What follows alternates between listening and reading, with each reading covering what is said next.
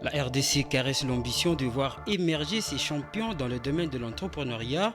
Le président Félix Tshisekedi a déployé sa vision quant à ce au dernier conseil des ministres. Bientôt le Nigeria et la Côte d'Ivoire seront reliés par autoroute. Le secrétariat chargé de sa gestion sera installé à Abidjan. L'annonce est du Premier ministre ivoirien Patrick Hachi. Bonsoir et bienvenue à cette session d'information. Un invité dans ce journal, Monsieur Jean-Luc Moilou, à qui je dis bonsoir. Bonsoir, cher ami. Vous êtes spécialiste du programme, du projet PADIEM PME. Avec vous, nous allons parler justement de l'évolution de ce programme. Mais avant d'aller plus loin avec vous, nous commençons par l'actualité. La République démocratique du Congo s'est déjà inscrite dans la logique de la transition numérique. Plusieurs actions sont déjà menées pour le développement de ce secteur, notamment la création de tout un ministère dénommé le ministère du numérique. C'est sur ce chemin critique que l'entreprise Huawei a exprimé au Premier ministre Sama Lukonde sa volonté d'accompagner le gouvernement congolais pour le développement du numérique au pays. Suivez ce récit de la rédaction. Le président de l'entreprise Huawei pour la région d'Afrique, Colin Hu, en visite de travail en RDC, a été reçu ce vendredi 4 novembre par le chef du gouvernement congolais. Au sortir de l'audience, Adnad Ben Alima, vice-président en charge des relations publiques de cette multinationale chinoise, se dit satisfait du soutien de l'État congolais aux activités de Huawei en RDC. En tant que représentation de Huawei, on a le plaisir aujourd'hui d'accueillir Monsieur le Président des départements d'entreprise sur toute la région Afrique qui visite le RDC. La délégation se compose du directeur général, du directeur des affaires publiques et moi-même, donc vice-président en charge des affaires publiques de la région. Nous avons eu vraiment beaucoup d'honneur d'être reçus par Monsieur le Premier ministre parce qu'il a exprimé son soutien à notre activité dans le pays et aussi son support pour développer le secteur du numérique dans le pays. Les dirigeants de Huawei ont également salué les efforts du gouvernement congolais quant à l'avancement du numérique. Ils ont rassuré que la firme est prête à apporter son soutien en termes d'infrastructures et de la capacitation de ressources humaines. Alors on est très ravis aussi que le Congo puisse avoir ce plan national du numérique. Notre contribution, elle est de plusieurs façons. Donc déjà, nous, on est fournisseurs d'infrastructures. Donc déjà, le numérique ne peut pas se développer sans infrastructure, et ça, c'est notre métier. Deuxième chose, le numérique se développe avec les ressources humaines, et c'est là aussi qu'on intervient pour former et pour faire la passation du savoir, que ce soit sur nos produits ou nos technologies, vers le pays. Les autorités de la RDC, notamment le président de la République, ne cessent de marteler sur la nécessité de numériser l'administration publique de l'État. Toujours dans le secteur du numérique, 144 226 561 dollars américains, c'est le chiffre d'affaires réalisé par le marché de l'Internet mobile au deuxième trimestre 2022 et ce contre 128 852 344 dollars américains réalisés au premier trimestre 2022, ce qui représente une hausse de 11,9%, a renseigné l'Observatoire du marché de téléphonie cellulaire en RDC. Jojo Moulamba. C'est un record que vient d'enregistrer le marché de l'Internet mobile en République démocratique du Congo. Selon l'Observatoire du marché de la téléphonie cellulaire en RDC, ce marché a réalisé un chiffre d'affaires de l'ordre de 144,2 millions de dollars américains au deuxième trimestre 2022 contre 128,8 millions de dollars américains au premier trimestre 2022, soit en hausse de 11,9%. Contrairement aux autres segments de la téléphonie mobile, le marché de l'Internet est dominé par Airtel et Orange avec des chiffres d'affaires respectifs de 53,6 millions de dollars américains et 45,2 millions de dollars américains au deuxième trimestre 2022. Pendant la même période, le marché de l'Internet mobile a enregistré un taux de pénétration de l'ordre de 23,77% avec un revenu moyen par abonné Internet de 2,01 dollars américains par mois et par abonné. Concernant le trafic data mobile, la période a affiché une hausse de l'ordre de 13,94% entre le premier trimestre 2022 et le deuxième trimestre, soit de 98,437 milliards à 112,159 milliards de mégabytes. Dans son ensemble, le secteur de la téléphonie mobile de la RDC a généré un chiffre d'affaires de 507 millions de dollars américains au deuxième trimestre 2022. On va changer les chapitres maintenant. Comment créer des champions congolais dans l'entrepreneuriat? Le président Félix Tshisekedi a exposé sa vision sur la question au Conseil des ministres de ce vendredi 4 novembre, tout en se référant au modèle de l'ancien président nigérian Obasanjo. Le chef de l'État a appelé à un changement des mentalités. Il a ainsi mis le gouvernement à contribution pour la réalisation de cette révolution. Suivez l'extrait du compte rendu du Conseil lu par le porte-parole du gouvernement. Le public a porté sur 4 points principaux, à savoir 1. De l'engagement pour l'émergence de champions congolais. Le président de la République a rappelé aux membres du Conseil que lors de la clôture de la 8e édition du forum Makutano à Mbujimaï, il est revenu sur sa vision relative à l'émergence de champions congolais dans l'entrepreneuriat privé. Il a salué dans cet esprit les différentes initiatives prises dans le sens de la création d'opportunités du partage d'expériences, notamment celles réalisées conjointement avec le président honoraire du Nigeria, Olusegun Obasanjo, dans le rapprochement opéré entre les entrepreneurs privés de la République fédérale du Nigeria et ceux de la République démocratique du Congo. Ces rapprochements ont l'avantage de comprendre le modèle Obasanjo centré autour d'une collaboration optimale entre les secteurs publics et privés qui a permis l'émergence des capitaines d'industrie nigérians sur plusieurs secteurs. Le président de la République a plaidé pour un profond changement de mentalité, plus encore une révolution culturelle pour créer un écosystème entrepreneurial qui se caractérise par des relations constructives entre les secteurs privés d'une part et l'État à travers toutes ses administrations d'autre part. À cet effet, il a invité tous les membres du gouvernement, sous la supervision du Premier ministre, de veiller à la mise en œuvre de cette révolution culturelle dans les administrations publiques sur leurs tutelles respectives qui interagissent avec les entreprises privées. Voilà, la transition est tout trouvée. Comme je vous ai dit au début de ce journal, nous sommes ici sur ce plateau avec monsieur Jean-Luc Moilou. Rebonsoir. Bonsoir, cher ami. Comme je l'ai dit, vous êtes spécialiste en communication du projet PADMPE, projet d'appui au développement des micro, petites et moyennes entreprises. Avec vous, nous parlons justement de ce programme. Bon, pour commencer, pour appuyer l'entrepreneur congolais, le programme PADMPE est mis en place et on peut dire que maintenant ça tourne. Est-ce qu'on peut d'abord savoir c'est quoi le projet PADMPE et ensuite quel est le bilan qu'on peut faire depuis que ce projet a été mis en place, a été mis en œuvre? Exactement. Le projet PADMPE, je vais le décliner en long. C'est le projet d'appui au développement des micro, petites et moyennes entreprises. En fait, il s'agit de la première initiative des mises en œuvre de ce qu'on appelle la stratégie nationale de développement des PME. La stratégie a été conçue comme étant la politique de référence dans le secteur de l'économie des PME. Donc, c'est une stratégie qui a été mise en place depuis mai 2016, mais qui n'est devenue effective qu'avec la mise en place du PADMPE, d'abord en 2018.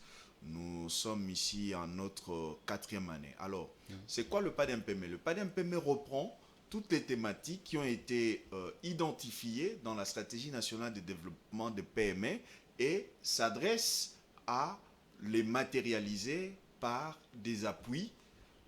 Ces appuis qui sont notamment une combinaison d'interventions techniques et financières en faveur de la promotion de l'entrepreneuriat dans 3 secteurs principalement. C'est le secteur de l'agrotransformation, ça c'est le premier secteur. Ensuite, il y a la petite industrie ou bien l'industrie légère.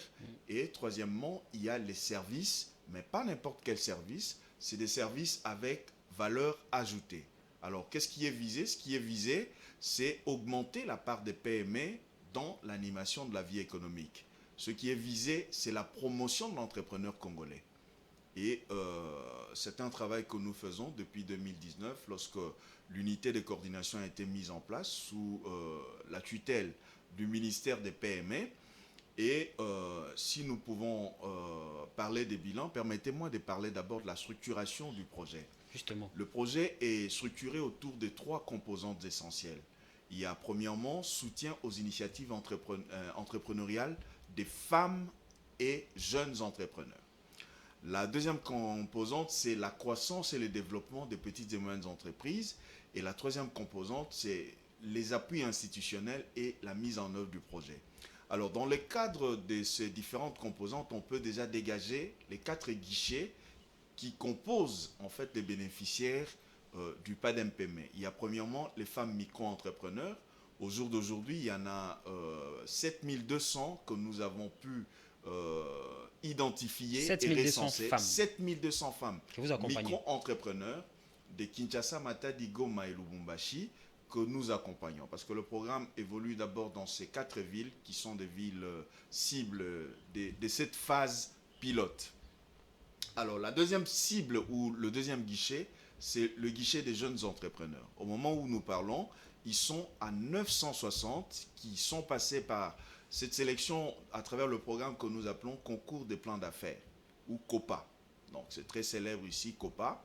Donc, il y a 960 jeunes entrepreneurs qui sont dans un programme en cours aujourd'hui, qui sont en train d'être préparés à être lancés comme les champions dont on parlait tout à l'heure à travers le reportage sur le Conseil des ministres à travers la vision du président de la République. Oui. Le troisième guichet, c'est le guichet qui concerne les structures d'accompagnement des PME. Vous savez que les PME n'évoluent pas dans l'espace, les PME évoluent dans un environnement. Hein. Il faut que cet environnement soit renforcé pour que nous puissions obtenir des résultats que nous voulons. Donc c'est dans ce cadre-là qu'il y a eu un certain nombre d'appuis institutionnels qui ont été accordés à un certain nombre d'acteurs qui sont notamment les structures publiques, mais également privées, qui participent à l'encadrement de l'entrepreneur. Merci beaucoup, M. Jean-Luc Moilou. Je peux poser la deuxième question, mais avec ces nombres importants des jeunes, des femmes, comment s'organise et la promotion, mais aussi l'encadrement de tout ce monde-là? Bon, nous sommes des professionnels. L'unité de coordination du projet s'occupe de la supervision des activités. Mais les activités sont menées sur terrain parce qu'il s'agit des questions très complexes, parce qu'il s'agit de ce qu'on a évoqué tout à l'heure, le changement des mentalités. En fait, nous sommes engagés sur le terrain de la révolution économique. Okay. Donc, nous sommes en train de quitter une économie monolithique fondée sur les grandes entreprises et fondée essentiellement sur l'exportation des produits bruts à l'extérieur. Mais nous voulons passer aujourd'hui à une économie réelle, l'économie portée par l'entrepreneuriat, portée par des PME qui, à travers le monde, représentent 85% des économies des pays sérieux. Et le président de la République a raison de parler de la révolution parce que c'est sa vision. Et cette vision est traduite en actes. Ce n'est pas des paroles en l'air, c'est ce que nous faisons depuis 4 ans. Nous parlons de 960 jeunes entrepreneurs, mais je veux vous dire qu'il y a un programme qui aujourd'hui est très avancé, c'est le programme des COPA PME. Nous avons sélectionné 430 PME dans les 4 villes, des PME qui ont reçu du coaching, qui ont été mentorés et qui ont été accompagnés en recevant même des soft skills dans le domaine de la gestion des entreprises. Nous nous sommes retrouvés par exemple avec des entreprises qui étaient sur la place depuis 30 ans, 40 ans. Au début d'ailleurs c'était un choc pour un entrepreneur, un chef d'entreprise qui est là depuis 40 ans, patron de son état, rempli de lui-même, à qui on présente un jeune homme pour dire ce sera votre coach, il va vous aider à mettre en place votre plan d'affaires. C'était très difficile. Mais aujourd'hui, c'est des gens qui sont devenus des défenseurs du projet parce qu'il y a des mécaniques qui ont été débloquées. Okay. Aujourd'hui, on sait que le plus grand défi de l'entrepreneuriat congolais, c'est le changement des mentalités, mais c'est surtout le savoir entreprendre. Nous n'avons pas été préparés à cela, mais heureusement que la stratégie nationale de développement des PME existe. Heureusement qu'il y a un certain nombre d'instruments que le gouvernement a mis en place pour rencontrer ces différentes contraintes ou ces différents défis qui ont été identifiés à travers les différentes études. Voilà, ces différents défis, vous avez dit, on sent que vous avez vraiment de la matière sur ce domaine. On va revenir à vous, mais je vous garde encore pour un moment. On va continuer avec L'actualité, 3000 agents et fonctionnaires de l'État seront mis en retraite dès l'année prochaine. C'est ce que prévoit le gouvernement congolais, conformément à son plan de réforme de l'administration publique qui prône le rajeunissement quantitatif et compétitif des agents et fonctionnaires de l'État. Patience Lokeke et Voldi Kengi. C'est dans l'optique de rajeunir en qualité et du point de vue compétitif l'administration publique, mais aussi améliorer les conditions sociales et du travail des agents et fonctionnaires de l'État que le gouvernement congolais, via le ministère de la fonction publique, prévoit d'envoyer en retraite 30 000 agents et fonctionnaires de l'État en 2023 contre 10 000 en 2022. Pour le ministre de la fonction publique, Jean-Pierre Liaou, la retraite est un honneur fait à un agent qui a un parcours riche, qui a servi le pays et qui mérite d'avoir une vie après une riche carrière. Il a indiqué par ailleurs que toutes les dispositions ont été prises pour que chaque agent retraité puisse entrer en possession d'une manière directe. Il faut signaler que dans le projet du budget 2023, validé par les élus du peuple, Sama Lukonde a évoqué quelques progrès dans le secteur de la fonction publique, notamment l'augmentation de la masse salariale mensuelle de plus de 30%, passant en francs congolais de 428 milliards par mois à 562 milliards. Un effort qui concerne essentiellement les salaires de base. On va revenir à vous, monsieur Jean-Luc Mwalou. Vous revenez justement de Mbujimayi. Comment les entrepreneurs se comportent dans cette partie du pays quand on sait que la plupart d'activités est dans l'informel? Bon, aujourd'hui, on doit quand même reconnaître que la révolution lancée par le président de la République, et il faut que je fasse une parenthèse pour dire que vous savez que la première loi promulguée par le président Tshisekedi, c'est la loi des ratifications du projet d'appui au développement des micro, petites et moyennes entreprises. Et ce n'était qu'une parenthèse. Alors pour revenir à Lubumbashi, je dois vous dire que Lubumbashi... Mais comment est-ce que j'arrive à Lubumbashi? J'étais en Mbujimayi. Nous étions en Mbujimayi, autant oui, pour moi. Pour revenir à Mbujimayi, nous avons trouvé une ville qui est prête à s'engager dans la nouvelle vision et dans le nouveau programme de promotion de l'entrepreneuriat. Donc il faut dire qu'il y a un foisonnement d'initiatives, mais également une intelligence d'organisation qui est en train de se mettre en place pour que dans les années à venir, la ville de Mbujimayi ne soit pas la même que l'on a connue. Donc je peux vous donner un exemple. Par exemple, sur place, nous avons trouvé qu'il existe un incubateur urbain soutenu par une structure des coopérations techniques qui permet l'encadrement de jeunes. C'est un programme qui est mis en place en collaboration avec le ministère de l'enseignement primaire, secondaire et technique. Oui. Et là, à Mbujimayi, nous avons par exemple rencontré le menuisier champion d'Afrique. Champion d'Afrique des menuiseries, c'est un jeune de Mbujimayi qui est âgé de 22 ans. Oh. Il a une petite entreprise, il emploie 4 personnes. Et je peux vous dire que toute la ville est dans la fièvre de la préparation des activités pour participer aux compétitions qui vont être lancées, par exemple, dans le cadre des projets que le gouvernement met en place. C'est vrai qu'il y a encore une grosse part d'informel parce que l'État est fragile, la décentralisation a été faite, mais il y a un besoin de renforcement des services. Je suis heureux d'intervenir aujourd'hui après le Conseil des ministres d'hier. Parce que vous avez suivi ce que le Conseil des ministres a traité comme matière. Oui. Il est question également d'instaurer une nouvelle culture des services au sein des structures publiques d'accompagnement. Parce que pendant très longtemps, les structures d'accompagnement considérées publiques, je veux dire, considéraient le secteur privé comme une proie. Mais aujourd'hui, grâce aux initiatives du gouvernement, grâce à la clairvoyance de ceux qui sont en train de mener cette politique de promotion de l'entrepreneuriat, les choses sont en train de se mettre en place. Et Mbujimayi, je peux témoigner, j'ai vu un gouverneur très engagé sur la question. Nous travaillons presque au quotidien avec le commissaire général à l'entrepreneuriat, à Mbujimayi, qui est très dynamique, qui est en train de sensibiliser l'écosystème, qui soutient même les services techniques d'accompagnement pour que la ville soit prête à recevoir toutes sortes d'incitations qui vont l'amener à capter l'essentiel des ressources qui vont venir pour promouvoir l'entrepreneuriat. À capter l'essentiel des ressources qui vont venir. Monsieur Jean-Luc Malou, je vous garde encore. On poursuit avec le journal. Le président de la Commission électorale nationale indépendante CENI, Denis Kadima, a échangé avec une délégation de la Commission d'intégrité et de médiation électorale CIME, conduite par son président, l'imam Rachid Moussa. Au cœur de cette rencontre, le processus électoral dans son ensemble. Suivez le président de la CIME dans cet extrait choisi par Voldy Kengi. Nous sommes venus pour lui parler de la campagne de sensibilisation que les confessions religieuses ont entamée depuis le samedi 29 octobre passé. Et cette activité, qui a commencé par la ville de Kinshasa, va être étendue dans l'ensemble de 26 provinces, y compris la ville de Kinshasa. Donc, la ville de Kinshasa et les 25 provinces.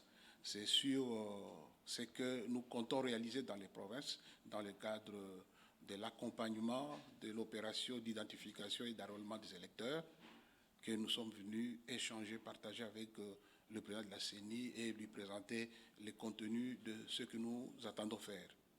Donc, nous avons pensé, en premier lieu, il faut une mise à niveau des équipes des formateurs. Et là, la CENI est bien disposée à nous offrir toute l'expertise qu'elle dispose pour former nos sensibilisateurs, nos formateurs. Et ensuite, la deuxième étape, ce sera maintenant la descente dans les provinces, le déploiement de ces formateurs pour faire des formations à cascade au niveau de chefs-lieux de province et aussi descendre jusqu'au niveau des 145 territoires. Vous allez corriger avec moi, il s'agissait de Jean Akakiwa, cordon de la CIME, qui a pris la parole pour le compte de cette structure. On va parler sport.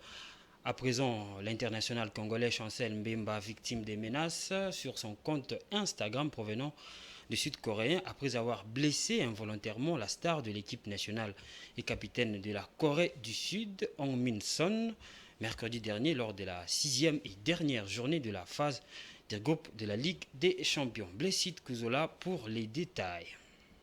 Inquiet pour la participation d'Hong Min-son à la Coupe du Monde, le Sud-Coréen n'a pas hésité à s'en prendre violemment au coupable Chancel Mbemba. Si en France, les Congolais fait l'unanimité depuis son arrivée en juillet dernier, on ne peut pas en dire autant de l'autre côté du globe, principalement en Corée du Sud depuis mardi soir. Les Léopards voient depuis subir le foudre du peuple du numéro 7 de Spurs, victime d'une fracture autour de l'œil nécessitant une opération d'urgence. Depuis, panique générale en Asie. À quelques jours du mondial au Qatar, la passion de certains fanatiques de bord poussa même certains à menacer et insulter Chancel Mbemba sur ses réseaux sociaux. D'après le média français RMC Sport, le défenseur de Marseille vivrait un véritable harcèlement sur son compte Instagram depuis plusieurs heures. De propos déplacés et inadmissibles envers l'ancien joueur du Porto devenu homme à abattre, en espérant que les esprits s'apaisent et surtout que le joueur de Tottenham, lui, se rétablisse dans le plus bref délai afin d'enterrer définitivement ces malheureux épisodes. Vous suivez la grande édition sur Géopolis Télévision, mesdames et messieurs, place à la page internationale.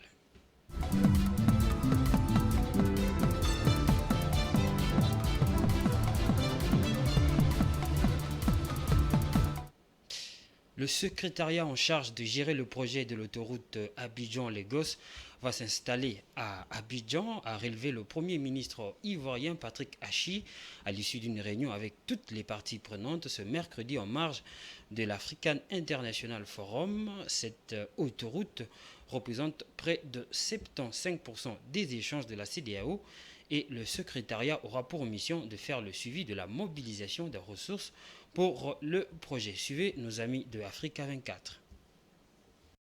Selon le Premier ministre ivoirien Patrick Hachi, à l'issue d'une réunion le 2 novembre 2022 avec toutes les parties prenantes, le secrétariat chargé de gérer le projet de l'autoroute Abidjan-Lagos va s'installer à Abidjan. Il s'agit d'un projet phare du programme pour le développement des infrastructures en Afrique PIDA visant à digitaliser les opérations douanières tout en connectant 5 pays de la sous-région, le Togo, la Côte d'Ivoire, le Ghana, le Bénin et le Nigeria. 3 capitales auraient pu accueillir le secrétariat, c'est-à-dire Abidjan, Vous avez Accra et bien sûr Lagos. Ce sont des capitales importantes dans ce projet-là. Mais l'avantage qu'a Abidjan, c'est qu'elle présente un petit plus de stabilité que les deux autres capitales que je vous ai nommées. Lagos, on connaît la crise que connaît le Nigeria depuis de nombreuses années et le fait que le pétrole va arriver à manquer. On ne sait pas dans quel va être le futur de cette ville. Et Accra, en ce moment, est en train de subir de plein fouet la crise du cédisme de sa monnaie avec l'intervention du Fonds monétaire international. Le président ghanéen Nana Akufo-Addo, au regard de la dynamique de la Côte d'Ivoire et de la présence à Abidjan du siège de la Banque africaine de développement, principal financier du projet d'une valeur de 15 milliards de dollars, a jugé utile que le secrétariat de l'autoroute Abidjan-Lagos s'installe dans la capitale ivoirienne. La Côte d'Ivoire représente beaucoup d'avantages, d'autant plus qu'aujourd'hui, vous avez beaucoup d'institutions sous-régionales qui ont leur siège à Abidjan. Et donc, il y a une certaine culture, une certaine habitude à pouvoir justement être le siège d'organisations supranationales, sachant quand même que, en ce qui concerne les infrastructures routières, les infrastructures de communication, Abidjan n'a rien à envier aux autres capitales africaines.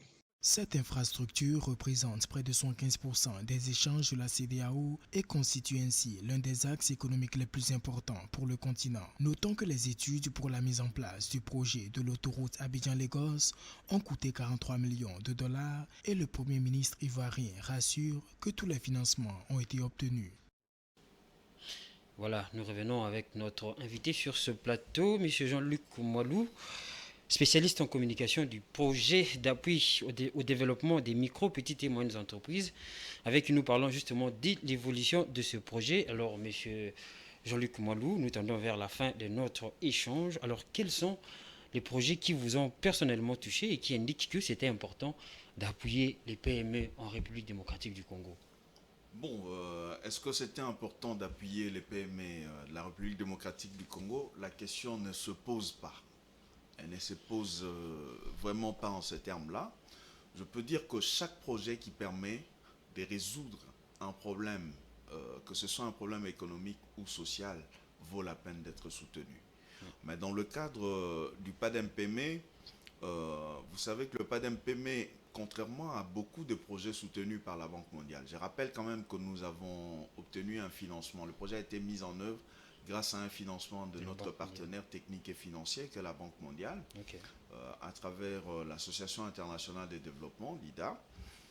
Je disais que contrairement aux autres activités de l'IDA, qui s'attachent plutôt de manière un peu plus appuyée sur la réduction de la pauvreté, ici nous avons un projet de création de la richesse.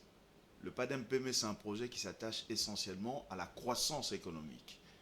Et à travers la croissance économique, ce qui est visé, c'est la création de l'emploi. Ce qui est visé, c'est la création de la richesse, la création de la valeur. Et par exemple, sur les 430 PME que le projet a soutenu avec une enveloppe de 26 millions de dollars, je peux témoigner personnellement qu'il y a un projet qui m'a touché de manière particulière. Peut-être parce que je suis un ancien enseignant. C'est le projet d'une école à Goma. Ça s'appelle Do It School. Ce projet est parti d'une situation très difficile. La promotrice de Do It School avait créé son école privée qui fonctionnait dans la ville de Goma. Et puis, il y a eu l'éruption volcanique, la première éruption volcanique de 2002. Et puis, l'école a été touchée. Et du coup, elle est partie de location en location. Et chaque fois, c'était très difficile parce qu'elle pouvait commencer une location. Après, la propriétaire ou le propriétaire vend la parcelle. Elle devait être obligée d'aller chercher ailleurs, ainsi de suite. Et puis, il y a eu le COPA, le concours de plan d'affaires pour les PME établis. Madame Do It, comme on l'appelle, est venue avec son projet, avec son plan d'affaires. Elle a soumissionné et son projet a été sélectionné, retenu et accompagné jusqu'au financement. Je rappelle aussi que la nature des financements que le projet accorde ici, c'est une subvention. C'est un financement sans remboursement. Ok. Avec tous les 7000 femmes, 960 jeunes, C'est sans remboursement. Ok. Mais il y a des assignations en termes de réalisation. Donc, ce qui est visé, je le disais tout à l'heure, c'est la création de l'emploi. C'est l'un des indicateurs ou l'une des assignations qui sont attendues de ceux qui acceptent de marcher avec nous. Et Madame de Do It School, aujourd'hui, a construit une école sur un terrain qui lui appartient. C'est une très grande école avec plusieurs salles de classe. Et aujourd'hui, les enfants étudient dans des meilleures conditions que celles qui étaient les leurs au départ. Pour moi, c'est un projet qui m'a touché personnellement. Vraiment. Mais il y en a 430. Chaque projet est spécial, chaque projet est unique parce qu'il permet de résoudre un problème. Et l'entrepreneuriat, justement, c'est le fait d'identifier un problème et d'y apporter une solution en partant de son environnement. Monsieur Jean-Luc, vous parlez, vous revenez beaucoup souvent sur le concept plan d'affaires. Comment ça se passe? Parce que vous avez dit ici que nous ne sommes pas initiés à la culture entrepreneuriale. Comment est-ce qu'on fait? Est-ce qu'on apprend d'abord comment établir ce plan d'affaires ou bien ils présentent directement les soumissionnaires les plans d'affaires? Voilà, j'ai dit que le plus important ou l'appui le plus important que nous apportons dans le cadre de ce projet PADEM-PME, c'est le savoir entreprendre. Ok. Hein, suivant les catégories, par exemple pour les jeunes entrepreneurs, qu'est-ce qui est privilégié? Nous privilégions justement la formation. Parmi les plus de 7 à 9 000 jeunes entrepreneurs qui avaient porté leur candidature, lorsque nous avons lancé l'appel à candidature, il y avait environ 20% seulement qui étaient des entrepreneurs confirmés, avec une société de moins de 2 ans. Une grande partie parmi ces jeunes-là étaient simplement en idéation. C'est des jeunes qui sont sortis de l'université ou de l'école, qui avaient des idées, mais qui ne savaient pas par où commencer. Voilà. Nous les avons appelés. On a dit, vous avez une idée d'affaires, vous venez, et puis vous allez être formés. Par exemple, pour les jeunes, nous avons fait une première sélection de 1550, et puis les 1550 ont été soumis à un programme de formation sur l'entrepreneuriat et sur l'élaboration des plans d'affaires. Ensuite, les 1500 ont été appelés à passer une deuxième sélection. C'est ainsi que nous avons retenu les 964 qui sont aujourd'hui en train d'être accompagnés pour passer à la mise en œuvre de leur projet, avec un plan d'action, un plan de financement, un plan de développement de l'entreprise, pour que demain nous puissions avoir comme ça 960 PME des jeunes aguerris et qui sont prêtes à attaquer le marché et à se développer, créer l'emploi et apporter des solutions aux problèmes économiques du pays. Vous avez parlé des femmes qui, leur guichet est à 7200 unités. Donc, c'est déjà un nombre très impressionnant. Mais on va poser quand même la question, comment intégrer les programmes d'appui aux femmes entrepreneuses? Bon, ce n'est pas le programme d'appui au développement des femmes entrepreneurs.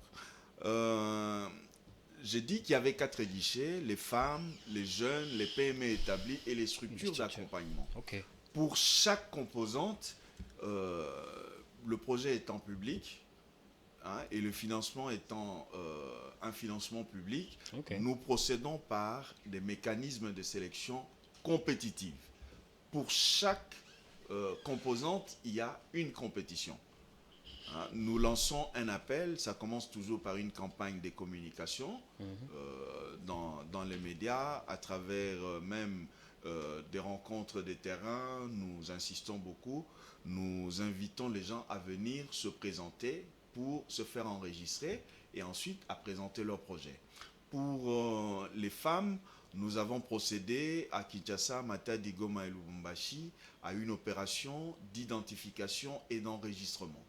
Et par la suite, pour passer aux différentes étapes, nous avons également opéré des sélections qui sont tout à fait transparentes et compétitives parce que c'est le seul mode équitable pour pouvoir permettre de déterminer les bénéficiaires. Vous savez que le Congo a presque 100 millions d'habitants et qu'il est difficile de pouvoir satisfaire tous les 100 millions. C'est pourquoi on a mis en place des mécanismes de sélection compétitive. Merci beaucoup. Une dernière question. Mais est-ce que vous avez un message particulier aux jeunes entrepreneurs? Oui, là, il faut que je les regarde de bien en face. Surtout, Ce sont mes amis. votre camarade de l'autre côté. Dernièrement, nous avons eu beaucoup d'échanges avec les jeunes entrepreneurs. Je sais qu'ils représentent l'espoir du Congo. Je sais qu'ils représentent... On dit souvent que la jeunesse est l'avenir d'un pays, mais moi, je dis que la jeunesse est le présent. Parce que si nous voulons construire un pays prospère, nous avons besoin de la meilleure partie de notre population. Et la force du travail se trouve dans la jeunesse. L'intelligence la plus fraîche se trouve au sein de la jeunesse. Mes chers amis jeunes et surtout vous qui êtes engagés dans le programme Copa Jeunes, je vous invite à l'assiduité. Vous avez vu vous-même toutes les péripéties par lesquelles nous sommes passés pour arriver là où nous sommes aujourd'hui. Beaucoup s'étaient plaints du retard de décaissement. Aujourd'hui, c'est résolu. Nous sommes en train d'avancer. Référez-vous à ce qui a été fait avec les PME établis. Tissia Mukuna est là. Elle a lancé son usine à café. Je peux vous citer Kevin Olebin qui a lancé son usine de yaourts. Ce sont des exemples de gens qui sont à Kinshasa. Ce sont des jeunes mais qui ont compétit dans la catégorie des PME établis. Ce sont des modèles pour les jeunes. À Goma, je peux citer Magui Lula qui a quitté le hangar où elle était dans un incubateur pour se placer aujourd'hui avec pignon sur rue sur le principal boulevard de la ville de Goma. Donc, c'est des modèles qui sont inspirationnels et qui peuvent vous permettre aujourd'hui de vous repérer par rapport à ce champ nouveau que vous êtes en train de défricher en même temps que nous pour que notre pays n'ait plus jamais à se plaindre de sa pauvreté. Merci beaucoup, monsieur Jean-Luc Mwalou. Je rappelle que vous êtes spécialiste en communication du projet d'appui au développement des micro, petites et moyennes entreprises. C'est moi qui vous remercie. On va finir avec ces journaux. Reflux continu des prix des principales denrées de base dans le monde. En octobre dernier, l'indice FAO a atteint 135,9 points contre 136 points le mois dernier. Cette situation marque le 7e mois consécutif de repli des prix. C'est depuis le sommet historique atteint en mars 2022 dans la foulée de l'invasion de l'Ukraine par la Russie. Jojo Moulamba.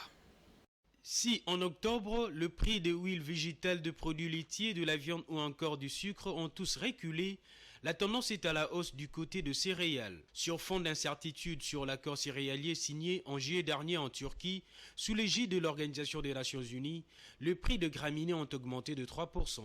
Alors que la Russie a déclaré le 2 novembre dernier qu'elle reprendrait sa participation sur la dite entente, de nombreux observateurs soulignent que sa reconduction n'est pas encore acquise d'ici le 19 novembre, date de son expiration. Cet accord instaurant un corridor maritime sur la mer Noire a permis l'exportation de près de 10 millions de tonnes de céréales depuis le port ukrainien selon le Centre de coordination conjointe. Si cette incertitude supplémentaire est de nature à attiser la volatilité sur le marché, la FAO souligne toutefois que les perspectives sont positives du côté de la production de blé. Celle-ci, portée par une récolte russe historique, devrait atteindre en 2022 783,8 millions de tonnes, un record absolu. Pour rappel, le blé est la céréale la plus échangée dans le monde, avec 25% de sa production qui est commercialisée contre 15% pour le maïs et 10% pour le riz.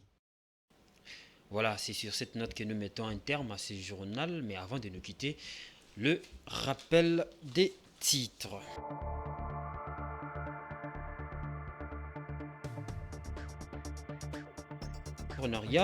Le président Félix Tshisekedi a déployé sa vision quant à ce au dernier conseil des ministres.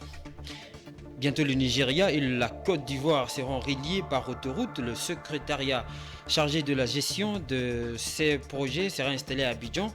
L'annonce est du Premier ministre ivoirien Patrick Achi. Ce journal est terminé. Merci de l'avoir suivi. Bon week-end chez vous.